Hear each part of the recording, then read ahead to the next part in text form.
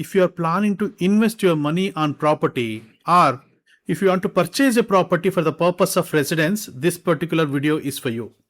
You have to be very, very careful. Very often I explain the same thing to my clients. When you are purchasing a property, you have to be very careful, especially as to the legal aspects of it. You have to thoroughly validate your document. You found a site. A broker tells you that, sir, the property is fully DC converted, completely legal, safe to buy, and based on his talk, you just pay the amount, get it registered in your name, you plan to build. But after 2 years, a government notice lands at your doorstep and your site is on agricultural land. The conversion order is fake and demolition proceedings have begun. This is not a vague example or vague story, my friends. This is actually happening now.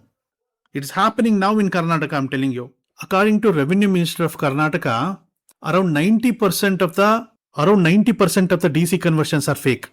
Yes, especially in and around the city. Today we understand what exactly the DC conversion is and what it protects you from and what it does not. Here is the problem most buyers face. They hear the word DC converted and assume that property is fully legal and safe to purchase it. In fact, that assumption is completely wrong. And this assumption is literally costing people lakhs together or sometimes crores together. DC conversion is a first legal step, but it is not the last. That too, as to the authorities' approval, it is a first step, I'm telling you. You know, title validation is different, title verification is different, and then authorities' approval is different. When you consider any immovable property, that means any a plot or a building or a residential home, any immovable property for that matter, if the person who is selling the property, who is called as seller or vendor, if he is having a legal right and then he is the absolute owner of the property without any litigation, without any flaws in his right, then only he will be having a correct right to sell the property to you. If at all, if there are any defects as to the title, same defect will carry even for you also when you purchase the property. So that means he should be having the legal right over the property before he sells the property to you. So these information or these legal aspect is completely with respect to title.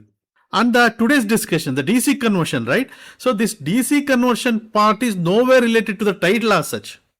DC conversion is whether the property which is in the agricultural farm is converted to non-agricultural land or not. That is where the DC conversion comes into picture.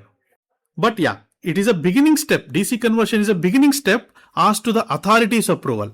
Right? After DC conversion, you have to go to BBMP, you have to go to BDA or any municipalities. If your particular property is located under any municipality, then you have to get the approval from municipality also. To go to that stage, initially you should have the DC conversion ready. So that is why I'm telling this is the first step as to the authorities' approval.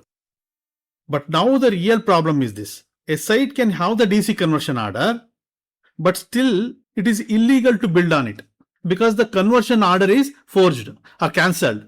And DC conversion might be taken place properly, but layout approval is not there from the planning authority. If you do not understand these distinctions, then you are buying a risk, not the property. Right? So let's understand what the law actually says. See, every parcel of the land, anywhere for that matter, it starts its life as an agricultural land. One point in time or the other, the land is in the form of agricultural land. Under the section 95 of the KLR Act, any agricultural land cannot be used for any non-agricultural purpose. Residential, commercial, industrial, everything is illegal. The agricultural land should be used for agricultural purpose only.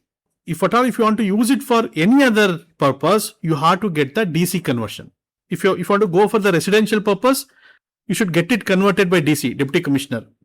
And DC should mention that what is the purpose, whether it is for education, whether it is for residential or commercial or for any industrial purpose. According to that only the conversion will take place. In the document also, in the DC conversion order also, it will be clearly written. Now you got the DC conversion. Can you directly go ahead and then construct? The answer is no. Even though you have get it converted, again you have to get the approval from the planning authority as well. You have to get the plan ready and get it approved. Then only you can start construction. Okay. And then one more thing I want to explain you. You can construct a farmhouse without DC conversion. You can construct a farmhouse on the agricultural land, but you cannot use it for the commercial purpose or any other aspect, because the farmhouse is considered, it's a part of agriculture. So certainly you have that provision that you can go ahead and then construct the farmhouse. Now coming back to the risk of the DC conversion order, as the Karnataka Revenue Minister himself have stated that publicly stated that nearly 90% of the farmland conversion orders are fake and illegal. You have to be very, very careful. So that is why, if at all from the builder, if you get the DC conversion order paper, you yourself have to go to Bhoomi portal and then verify whether the concerned property is converted by DC or not. And it is active or not also you should verify. It might be converted at one point in time, but later it might have also cancelled. Don't just rely upon the paper that you have, that you got it from the builder. You yourself thoroughly have to verify it. Once you make sure the DC conversion is in place, second one is you have to find out whether the layout is approved or not. It might be from BBMP or BDA, or if it is under Gram Thana, then you have to check it from the Gram Panchayat. If it is under municipality, then you have to verify in municipal whether you got the approval from municipality or not. For the construction purpose, I'm telling. So without layout approval, you may have the converted site, but no legal right to build on it. So that is very important thing that you have to understand. The conversion must be for your specific survey number and extent. A conversion order for survey number 10 does not covers the survey number 10/1 and 10/2 or 10 anything for that matter. Many fraudulent layouts are sold on the strength of one conversion order that covers only a portion of the total land. Specific, the DC conversion should be specific to piece of survey number. This is very, very important. Very often I see these kind of glitches in the property document. So that is why I'm telling you, you have to verify this.